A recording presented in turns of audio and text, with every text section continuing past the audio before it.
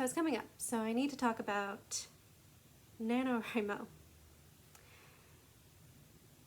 And, okay, this is an interesting one for me, because I don't actually hate Nanowrimo.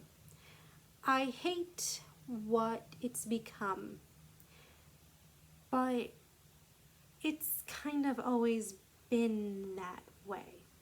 At least the organization has. In my opinion, Nanowrimo is a really, really good writing tool, writing exercise, but that's where it needs to stay. So, what is Nanowrimo? It is National Novel Writing Month. Over the course of November, 30 days, you are supposed to write a 50,000 word novel. Great, wonderful.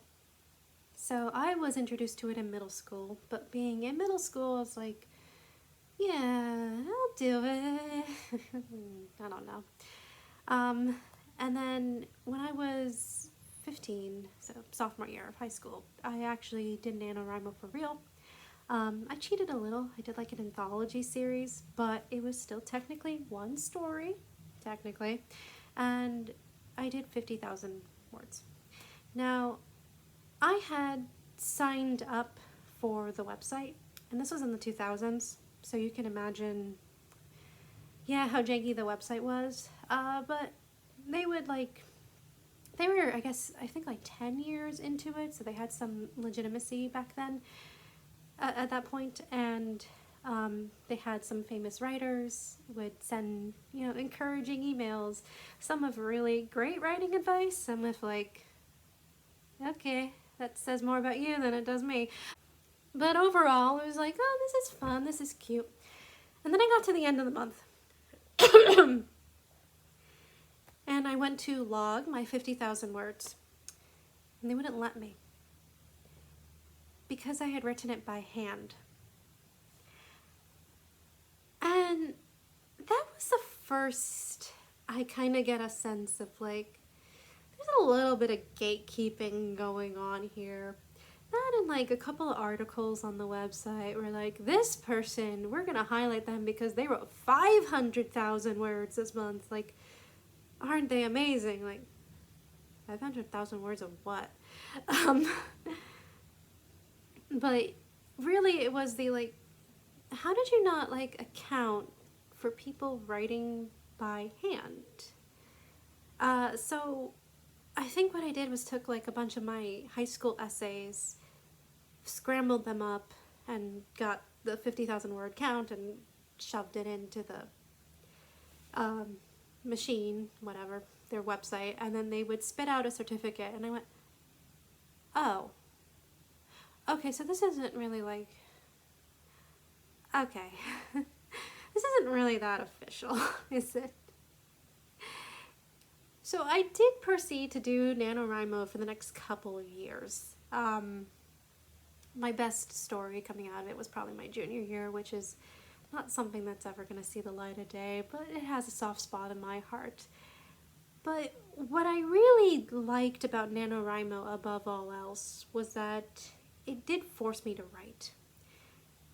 And what I would then often do was like put whatever I'd written aside and then start a new story. And because I had created a habit of writing, I could actually write some really good stuff that I'm vaguely proud of to this day. I mean, I'm in high school, so trust me, you don't really want to see it, but at the time I thought, yeah.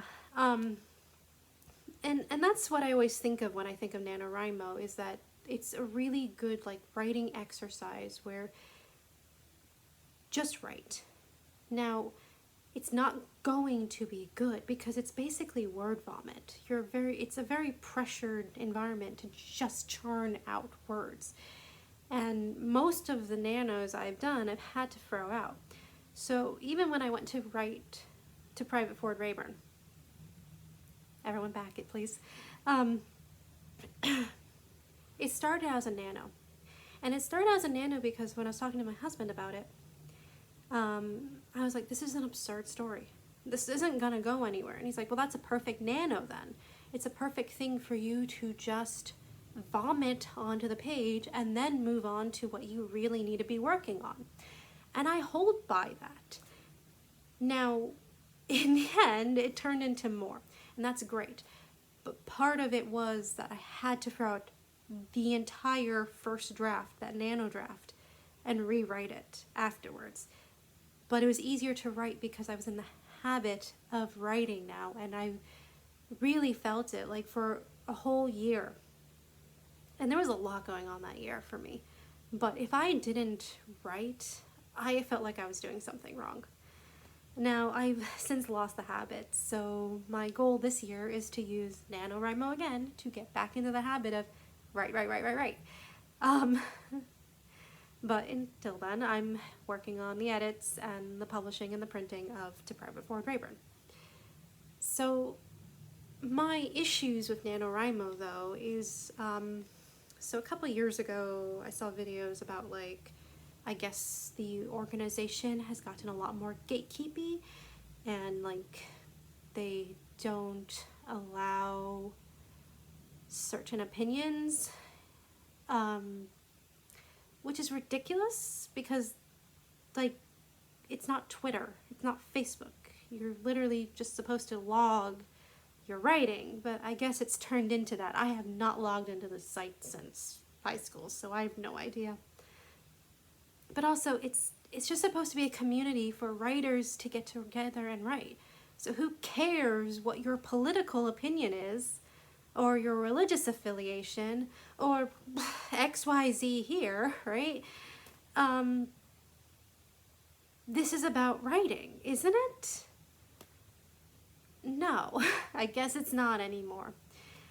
And the video I was watching on this subject was like, well, screw them. I'm gonna go over here and make my own NaNoWriMo with blackjacks and hookers and yeah, screw NaNoWriMo entirely. But I was like, dude, you don't need NaNoWriMo. You don't need the organization.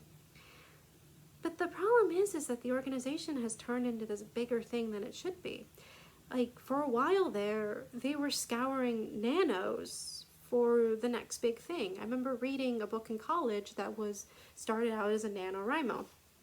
And to be honest, while I did enjoy the book, it showed. It really needed, like, to be thrown out and started over. She kind of got to the ending of the book and it petered out. And that's like a hallmark of NaNoWriMo, because a lot of it is just, to get your words out in that short time frame. You're just writing like absolute crap. That's where the poison bullet scene came from into Private Ford Rayburn. Was the nano draft.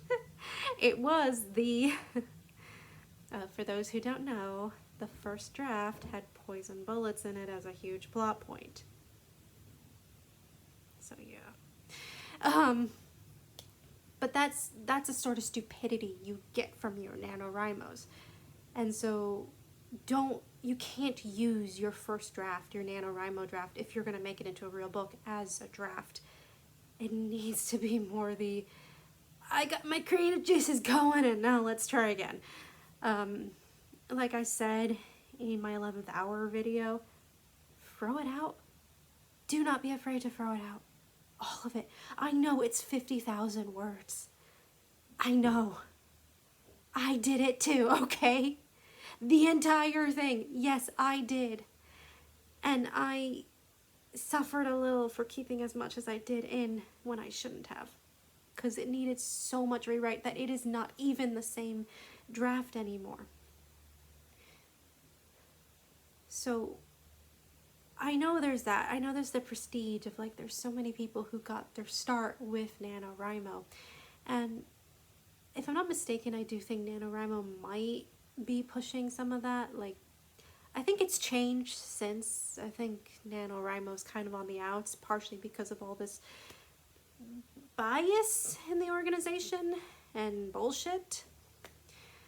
But it's still there. It's still the fact that there are several people who are published because of their NaNoWriMos. And so it's hard to be entirely dismissive, but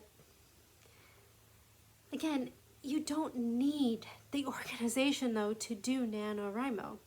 I often say, hey, let's do Nano in July. That's my big thing of like, especially when I was in college and, I had a month off.